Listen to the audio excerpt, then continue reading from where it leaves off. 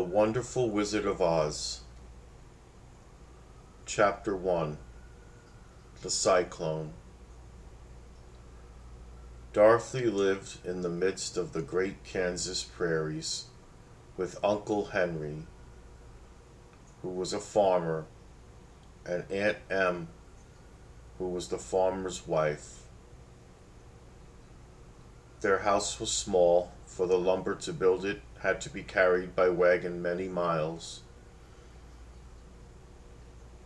There were 4 walls, a floor, and a roof, which made one room, and this room contained a rusty-looking cook stove, a cupboard for the dishes, a table, 3 or 4 chairs, and the beds. Uncle Henry and Aunt Em had a big bed in one corner, and Dorothy a little bed in another corner. There was no garret at all, and no cellar, except a small hole dug in the ground called a cyclone cellar, where the family could go in case one of those great whirlwinds arose, mighty enough to crush any building in its path. It was reached by a trapdoor in the middle of the floor, from which a ladder led down into the small dark hole. When Dorothy stood in the doorway and looked around, she could see nothing but the great gray prairie on every side. Not a tree nor a house broke the broad sweep of flat country that reached to the edge of the sky in all directions. The sun had baked the plowed land into a gray mass, with little cracks running through it. Even the grass was not green, for the sun had burned the tops of the long blades until they were the same gray color to be seen everywhere. Once the house had been painted, but the sun blistered the paint, and the rains washed it away, and now the house was as dull and gray as everything else. When Aunt Em came there to live, she was a young, pretty wife. The sun and wind had changed her too. They had taken the sparkle from her eyes and left them a sober gray.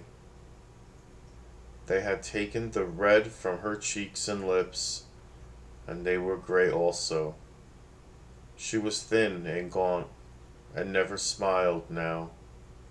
When Dorothy, who was an orphan, first came to her, Aunt Em had been so startled by the child's laughter that she would scream and press her hand upon her heart whenever Dorothy's merry voice reached her ears, and she still looked at the little girl with wonder that she could find anything to laugh at. Uncle Henry never laughed. He worked hard from morning till night and did not know what joy was. He was gray also, from his long beard to his rough boots, and he looked stern and solemn and rarely spoke. It was Toto that made Dorothy laugh and saved her from growing as gray as her other surroundings. Toto was not gray. He was a little black dog with long silky hair and small black eyes that twinkled merrily on either side of his funny wee nose. Toto played all day long, and Dorothy played with him and loved him dearly. Today, however, they were not playing. Uncle Henry sat upon the doorstep and looked anxiously at the sky, which was even grayer than usual. Dorothy stood in the door with Toto in her arms and looked at the sky too. Aunt Em was washing the dishes. From the far north they heard a low wail of the wind, and Uncle Henry and Dorothy could see where the long grass bowed in waves before the coming storm. There now came a sharp whistling in the air from the south, and as they turned their eyes that way they saw ripples in the grass coming from that direction also. Suddenly Uncle Henry stood up. "There's a cyclone coming, Em," he called to his wife. "I'll go look after the stock." Then he ran toward the sheds where the cows and horses were kept. Aunt Em dropped her work and came to the door. One glance told her of the danger close at hand. "Quick, Dorothy," she screamed. "Run for the cellar." Toto jumped out of Dorothy's arms and hid under the bed, and the girl started to get him. Aunt Em, badly frightened, threw open the trap door in the floor and climbed down the ladder into the small, dark hole. Dorothy caught Toto at last and started to follow her aunt. When she was halfway across the room, there came a great shriek from the wind, and the house shook so hard that she lost her footing and sat down suddenly upon the floor. Then a strange thing happened. The house whirled around 2 or 3 times and rose slowly through the air. Dorothy felt as if she were going up in a balloon. The north and south winds met where the house stood, and made it the exact center of the cyclone. In the middle of a cyclone, the air is generally still, but the great pressure of the wind on every side of the house raised it up higher and higher until it was at the very top of the cyclone, and there it remained and was carried miles and miles away as easily as you could carry a feather. It was very dark, and the wind howled horribly around her, but Dorothy found she was riding quite easily. After the first few whirls around, and one other time when the house tipped badly, she felt as if she were being rocked gently, like a baby in a cradle. Toto did not like it. He ran about the room, now here, now there, barking loudly. But Dorothy sat quiet still on the floor and waited to see what would happen. Once Toto got too near the open trap door and fell in, and at first the little girl thought she had lost him. But soon she saw one of his ears sticking up through the hole, but the strong pressure of the air was keeping him up so that he could not fall. She crept to the hole, caught Toto by the ear, and dragged him into the room again, afterward closing the trap door so that no more accidents could happen. Hour after hour passed away, and slowly Dorothy got over her fright, but she felt quite lonely, and the wind shrieked so loudly all about her that she nearly became deaf. At first she had wondered if she would be dashed to pieces when the house fell again, but as the hours passed and nothing terrible happened, she stopped worrying and resolved to wait calmly and see what the future would bring. At last she crawled over the swaying floor to her bed and lay down upon it, and Toto followed and lay down beside her. In spite of the swaying of the house and the wailing of the wind, Dorothy soon closed her eyes and fell fast asleep.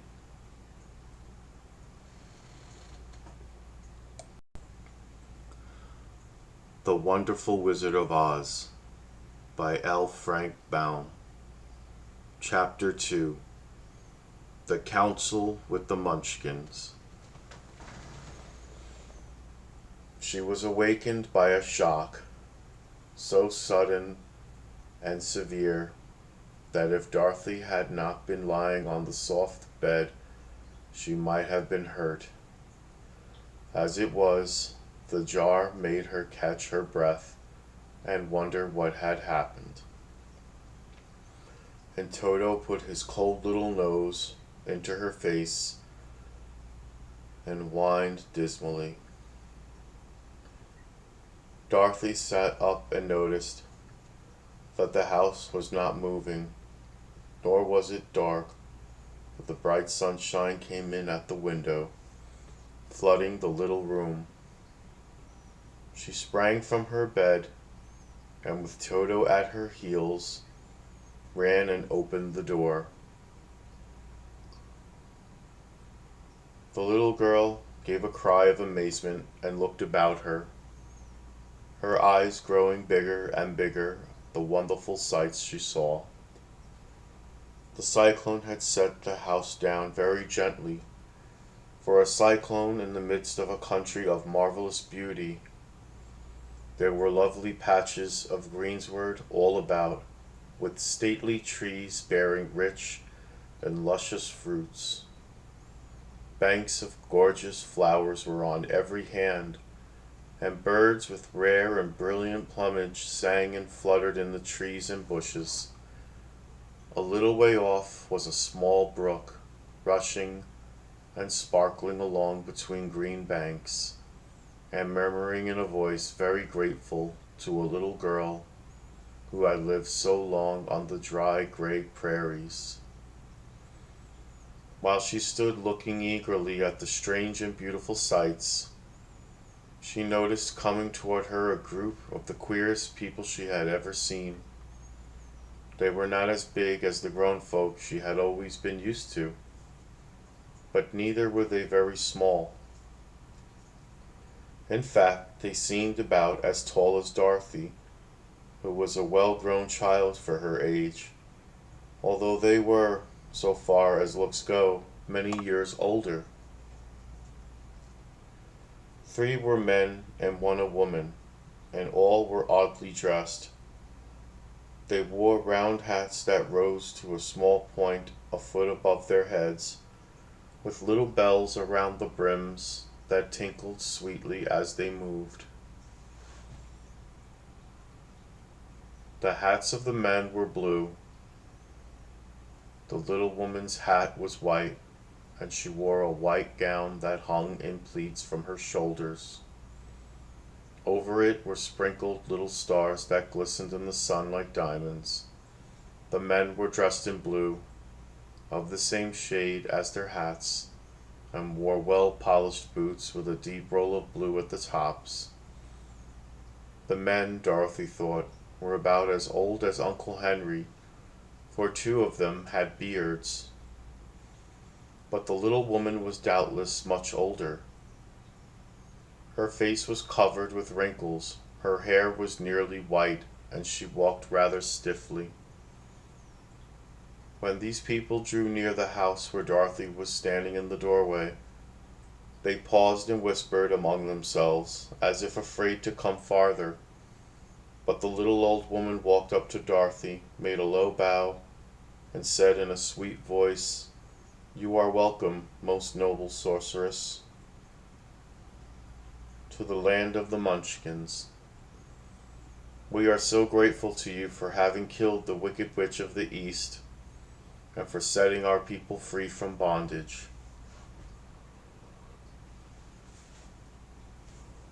Dorothy listened to this speech with wonder.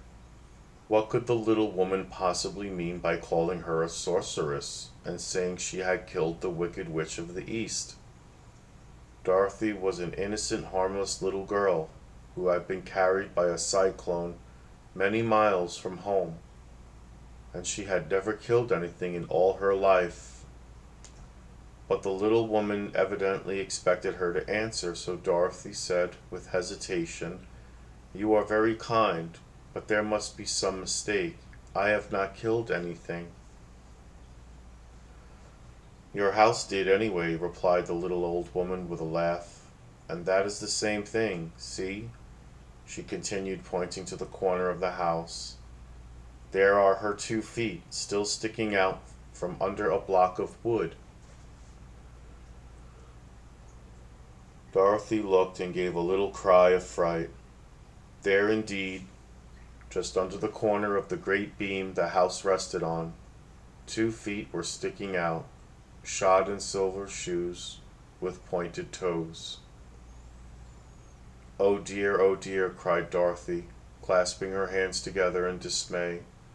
The house must have fallen on her. Whatever shall we do? There is nothing to be done, said the little woman calmly. There is nothing to be done, said the little woman calmly. But who was she? Asked Dorothy. She was the Wicked Witch of the East, as I said, answered the little woman. She has held all the Munchkins in bondage for many years, making them slave for her night and day. Now they are all set free and are grateful to you for the favor. Who are the Munchkins? Inquired Dorothy. They are the people who live in this land of the East where the Wicked Witch ruled. Are you a Munchkin? Asked Dorothy. No, but I am their friend, although I live in the land of the North.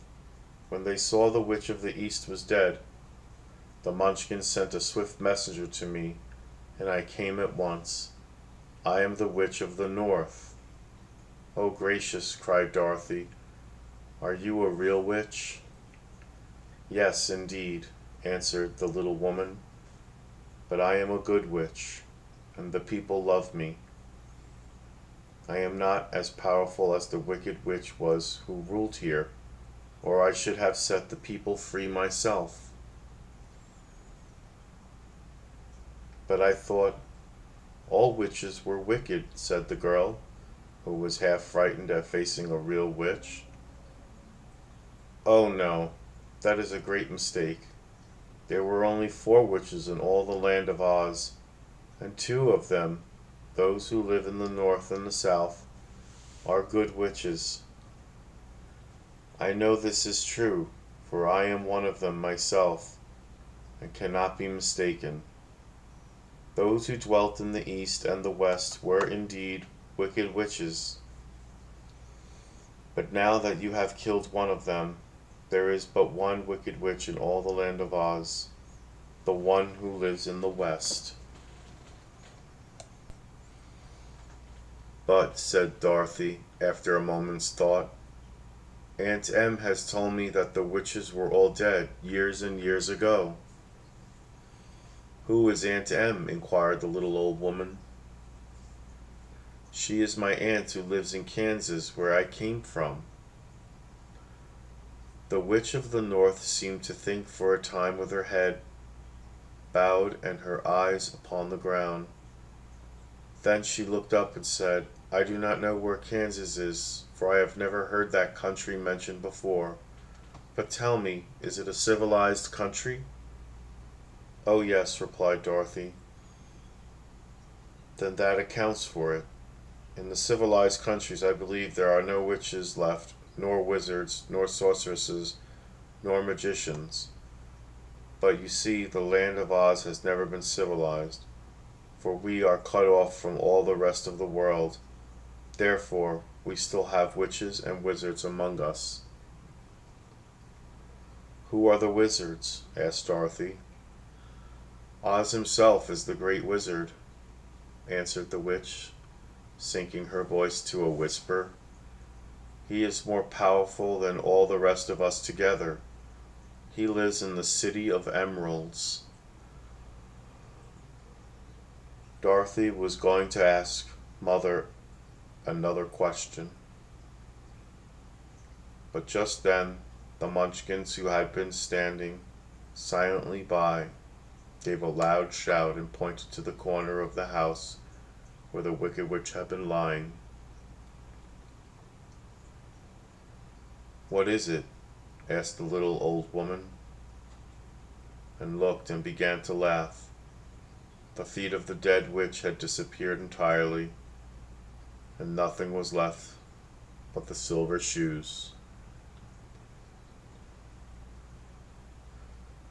She was so old, explained the Witch of the North, that she dried up quickly in the sun. That is the end of her. but the silver shoes are yours, and you shall have them to wear."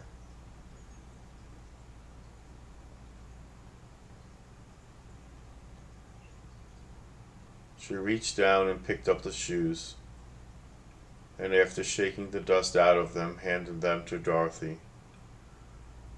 "The Witch of the East was proud of those silver shoes," said one of the Munchkins, "and there is some charm connected with them, but what it is we never knew." Dorothy carried the shoes into the house and placed them on the table. Then she came out again to the Munchkins and said, "I am anxious to get back to my aunt and uncle, for I am sure they will worry about me. Can you help me find my way?" The Munchkins and the witch first looked at one another, and then at Dorothy, and then shook their heads.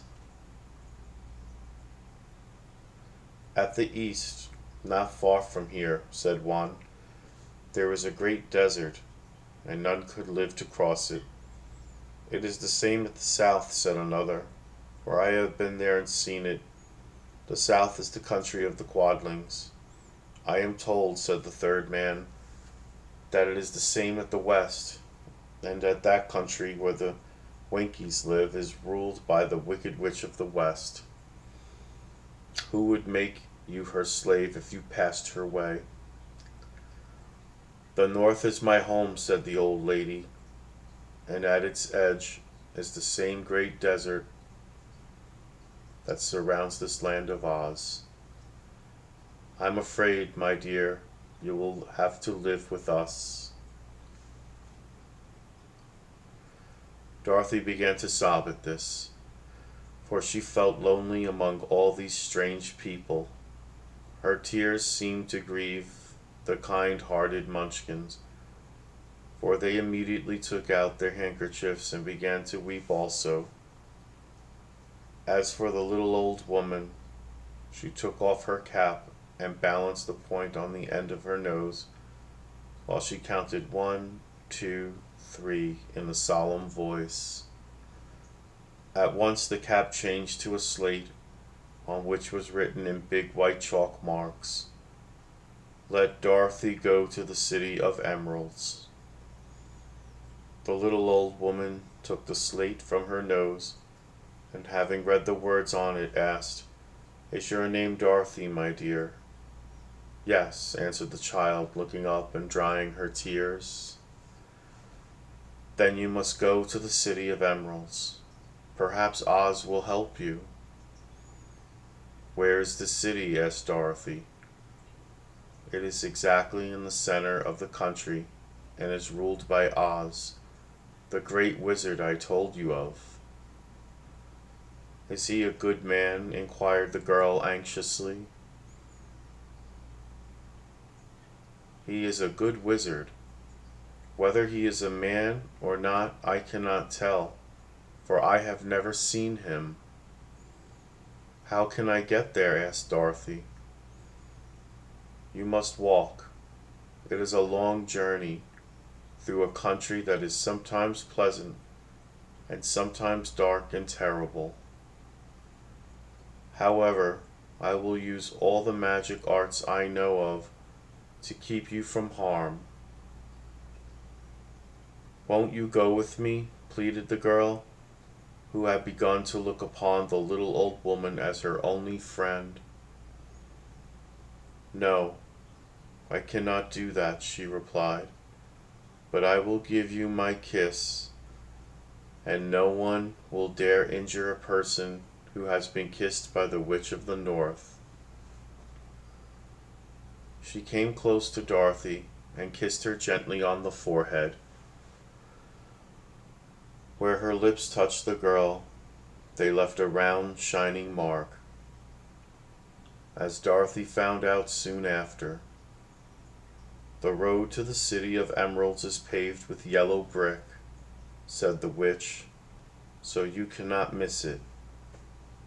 When you get to Oz, do not be afraid of him, but tell your story and ask him to help you. Goodbye, my dear." The three Munchkins bowed low to her and wished her a pleasant journey, after which they walked away through the trees. The witch gave Dorothy a friendly little nod, whirled around on her left heel 3 times, and straightway disappeared, much to the surprise of little Toto, who barked after her loudly enough when she had gone, because he had been afraid even to growl while she stood by. But Dorothy, knowing her to be a witch, had expected her to disappear in just that way, and was not surprised in the least.